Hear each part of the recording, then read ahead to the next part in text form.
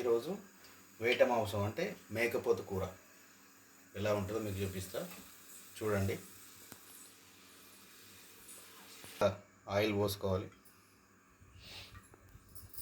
కొద్దిగా ఆయిల్ ఎక్కువ వేసుకుంటేనే మాంసం ఎప్పుడైనా కూడా బాగుంటుంది కర్రీ.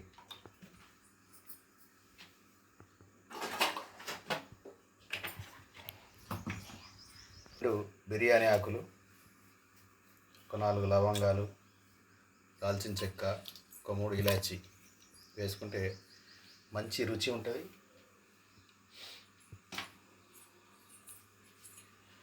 తర్వాత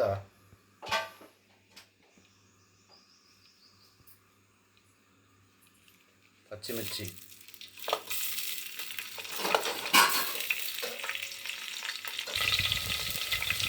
ఉల్లిపాయలు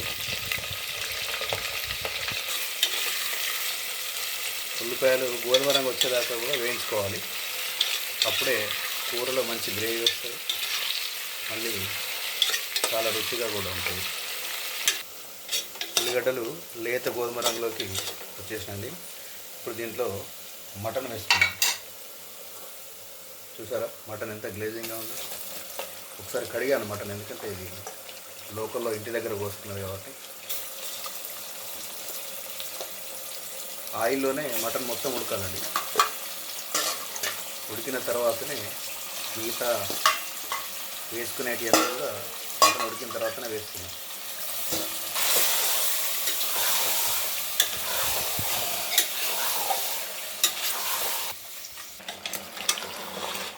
మటన్ మంచిగా ఉడుకుతూ ఉంది.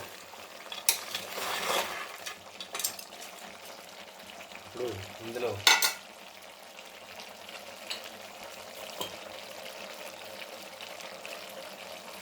పసుపు,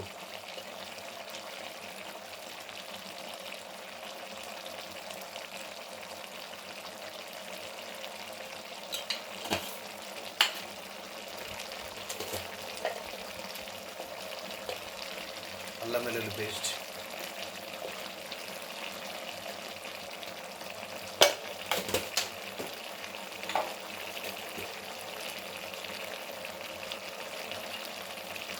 కారం,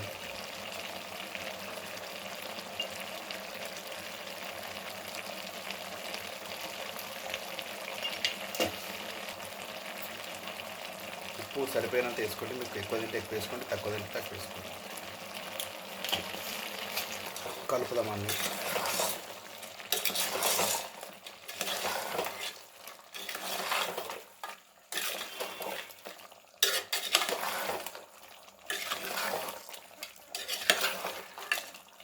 ఇలాగా ఉడికితే పచ్చివాసన అవుతుంది. తర్వాత దీన్ని సరిపోని ఎసరు పోసుకొని కుక్కర్ కూడా మూత పెట్టేద్దాం. ధనియాల పొడి,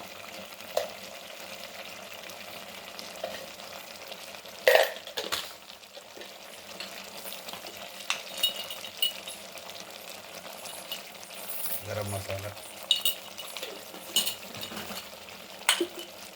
కొన్ని వాటర్ తీసుకో, మటన్, నీళ్ళు. సూప్ ఎక్కువ కావాలనుకున్న వాళ్ళు వాటర్ ఎక్కువ పోసుకోండి. మామూలుగా కావాలనుకున్న వాళ్ళు, దగ్గరికి కావాలనుకున్న వాళ్ళు నీళ్ళు తక్కువ పోసుకోండి. నేను కరెక్ట్గా మటన్ మునిగేటట్టు పోసిన.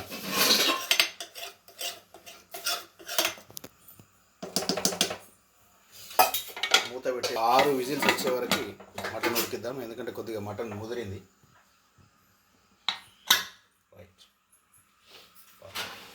విజిల్ వచ్చి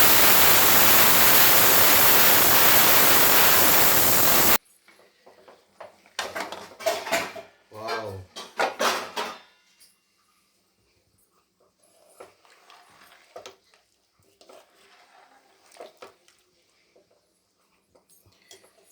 సూపర్ అయింది. ఆహా, బాగా ఉడికింది కర్రీ, ఎక్సలెంట్. కొత్తిమీర వేసుకుందాం దాంట్లో.